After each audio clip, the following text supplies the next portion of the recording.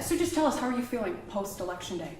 Well, I feel great. I'm looking forward to the session ahead and the next 4 years. We got a lot of things to do, so it's good to have the election behind us. I enjoy campaigning. I enjoy going out and seeing people, but it's good to have won. Absolutely. Tell viewers, what will your priorities be for the next term? We're going to put priorities on the people of Ohio. I mean, this is our greatest asset, and quality of life, education, early childhood development, anything that people need to be able to live up to their full potential. I mean, the way I say it is, our job is to do everything in our power to make sure every Ohioan, no matter where they live, no matter where they were born, they have the ability to live up to their full potential, their God-given potential. And that means removing barriers. If someone has, mental health problem, we want them to be able to get assistance in their local community. I go back to John Kennedy. When I was young, the last bill that he signed before he was killed was the Community Mental Health Act. And that bill made a commitment.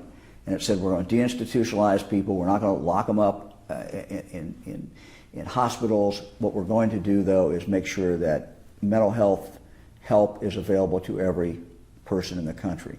We've really not lived up to that. And my goal in the next 4 years is to do that, to make sure that if you've got a child or if you've got a loved one and they have mental health assistance they need, that you're able to get that and you don't have to wait in line and for a month or two before you have that opportunity. The same way with the drug problem. We continue to have a drug problem, and that is an inhibitor, certainly, to people's ability to fully live their life. Early childhood education, something that, as you know, my wife Fran is very passionate about, the Dolly Parton Imagination Library. She's taken that from 13% of the kids now to 50% of the kids who get a free book in the mail every single month. But it's not just that, it's prenatal care, it's postnatal care, it's quality child care. It is making sure that when a young person graduates from high school that they're on some pathway. It might be a college pathway, it might be a trade, it might be an apprenticeship, but some pathway so that they have the chance to really get excited about something in life and really have a reason every single day to be looking forward to going to work and be happy and be able to live their American dream. Absolutely. So does that look like more funding at the local level for community programs, or how do we achieve funding is important. You can't do these things without money, and we've been very careful with our money. Every budget we passed has been a balanced budget. Even though going through the pandemic, we've still been able to not tap into the rainy day fund at all. We have the highest bond rating we've ever had since going back to the 1970s. So we're in good fiscal shape. We need to be prudent about how we spend our money. We need to be very strategic about how we spend it. But investing in people and investing in infrastructure, I think, is the ticket for Ohio to continue to grow. Ohio is on the move. This is a great time in Ohio history. This is, as I describe it, this is our time, our Ohio time in history. And part of that is because we're a great manufacturing state. And when we went through the pandemic and we saw all the supply chain problems, companies have figured out they got to manufacture things back in the United States. We got to bring things back here. And that puts Ohio at a really competitive advantage. We're a manufacturing state. We make things, we invent things in Ohio. We have a long history of doing that. We have an abundance of water.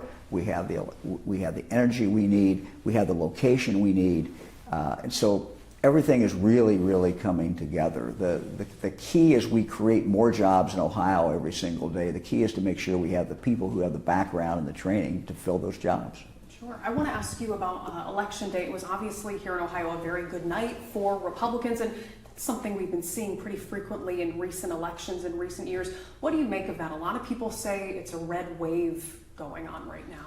Well, I think there was a lot of talk about a national red wave, and it's clear that we did not see a national red wave.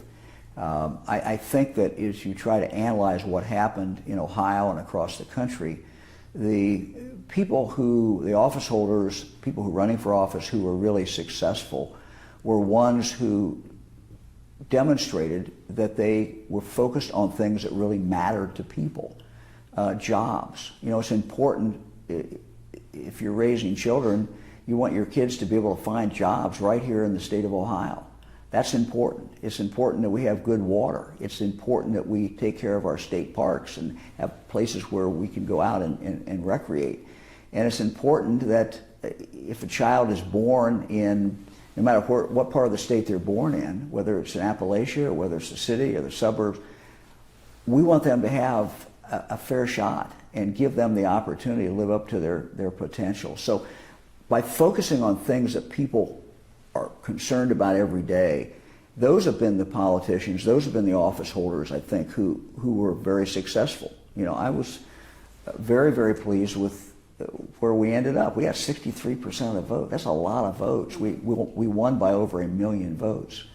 And despite the fact that, you know, we went through the pandemic, we went through difficult times, I think what people saw is that I listen. I listen to what they say. I listen to what their concerns are.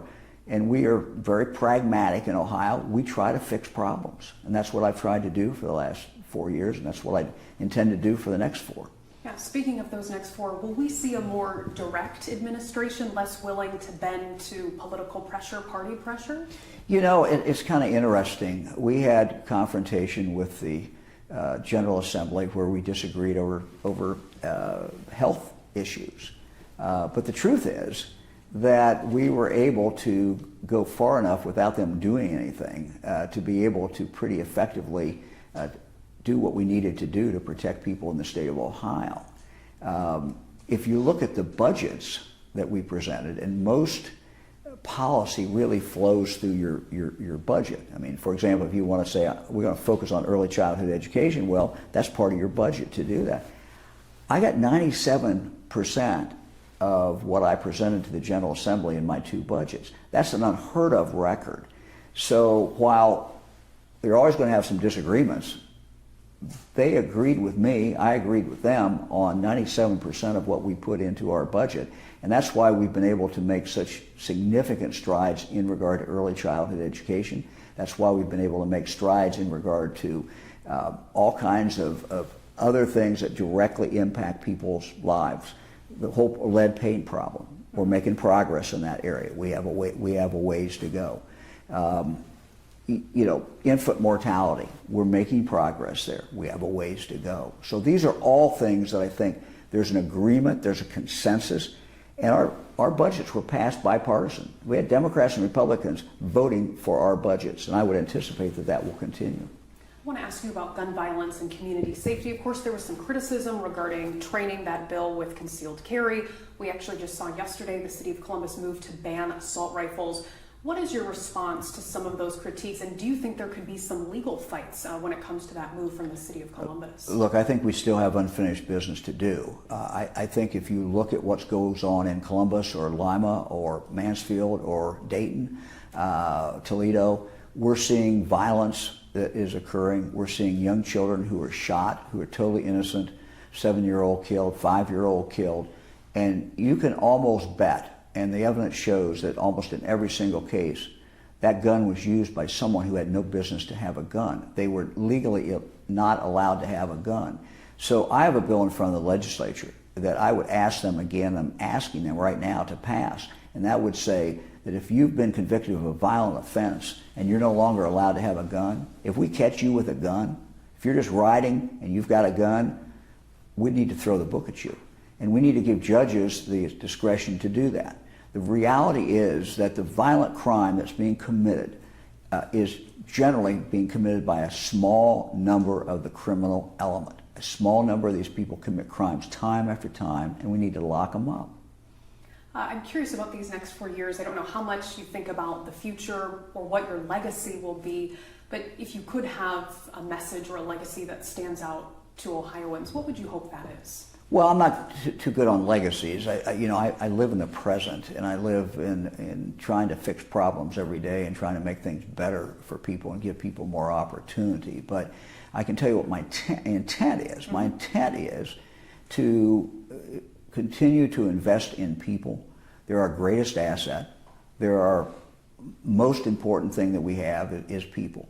We can't lose anybody. We can't afford in this state or any place to have someone not live up to their potential. So that means if you have a disability, we're going to continue to try to make it so that you can live up to your full potential and live a good life and live a productive life. If you are born in poverty, or if you are born in where we have difficulty with parents or without parents, we have to do everything we can to give you opportunity. And so that's my intent every single day. We're putting a lot of emphasis, for example, on apprenticeships. We're doing a lot of emphasis on what we call career tech. There's many pathways that someone can live a good middle-class life and be a contributing member of society and to raise a family. College is one of them, but it's not the only one. We're seeing kids now who are coming out of high school who are making $60,000, $70,000 a year within a very short period of time and with a great future ahead of them with no debt. So we're going to continue to focus on giving them that opportunity if that's the way they want to go. Fran and I have spent a lot of time, as has John Husted, going around and to our career centers. And to me, the most rewarding thing is when you talk to these young people, and sometimes I'll tell you, look, I really didn't like school, but I'm here now, and now I'm in culinary arts, or now I'm in high-tech manufacturing, or now I'm fixing robots. And you just see their eyes light up, and they're really excited about it. That's what we want for every kid. That's what we want for our own kids, our own grandkids. That's what I want for every child in the state, and that's going to continue to be our focus. As for the district maps, obviously the statewide races aside, but there's been a lot of critiques about the maps and their fairness. Could we see more action from you? I mean, is the will of Ohioans being done when we still have maps that look like that? Well, I think we have a problem, and we have to try to figure the problem out. When initially the constitutional amendment was passed, or the two constitutional amendments, there were two big goals. One was to have compact districts, not these crazy districts that go out everywhere. But the second goal is to have more competitive districts.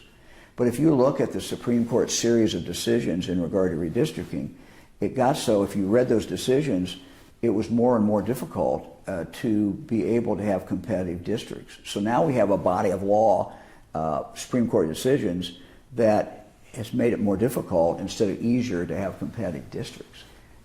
Competitive districts are really what the people voted on and what they wanted. Will we see more action regarding reproductive and abortion rights? And what would you say to people who feel this is government overreach? When the United States Supreme Court overruled Roe v. Wade, it sent it back to all 50 states. So what you're seeing in every state is a debate, a very legitimate, a very honest debate about what the law should be in this area. The legislature is going to come back in the next week or so. What I have done is outline for them what I think the broad parameters should be. I'm pro-life. I think government has an obligation to protect the most vulnerable members of society. That includes certainly the unborn. They need to keep that in consideration, I think, to protect. But the second part of it is also important, and that is the law must be clear.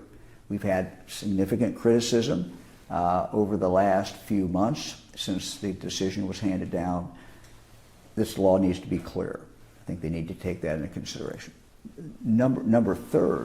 The third thing they need to consider is we have a referendum in this state. People can go to the ballot. They can get signatures. They can take an issue like this to the ballot. So the legislature should pass something that can be sustainable, something that will be acceptable, something that can last. And so those are three criteria, I think, that the legislature should follow when they take this up in the next few weeks. Okay, final one. Obviously, Intel is such a big talker. It got a lot of people excited. Are you working on more projects? Could we see more announcements about investment? I know that's been a big topic for you and the Lieutenant Governor.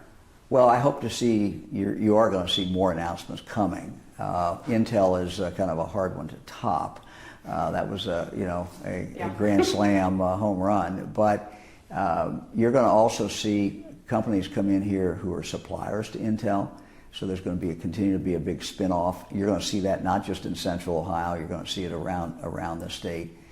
One of the things I made very clear to Jobs Ohio when I became governor, I said, look, it's not all about Columbus. We love Columbus. Columbus is growing, but it's also about every other region of the state. And so we're going to continue to, do everything that we can to spread this out so that every part of the state is moving forward. And I'm confident that we're doing that, and I'm confident we can do that. Absolutely. Well, thank you so much for your Okay. time. We really appreciate it. Thank you very much.